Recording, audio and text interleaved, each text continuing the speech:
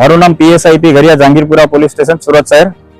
ગઈકાલ રાત્રે 30 તારીખના રાત્રે 1:30 વાગ્યે અમને ફરિયાદીનો ફોન આવેલો કે ઇમરજન્સી હેલ્પલાઇન 112 પર કે અમુક ચોર ઇસમો તે જે બિલ્ડિંગનું મેનેજમેન્ટ સંભાળે છે તે બિલ્ડિંગમાં ચોરી કરવાના આશયથી ઘૂસેલા છે, અલગ અલગ રિક્ષામાં આવી, જેથી તેમણે પોલીસ મદદ માટે ફોન કરતા પોલીસ તાત્કાલિક ઘટના સ્થળ પર અહીંયા પહોંચી ગયેલી અને પોલીસે પહોંચી અને તાત્કાલિક એમને પોલીસને જોઈ જતા અમુક ચોર ઇસમો અહીંથી ભાગવા માંડેલા.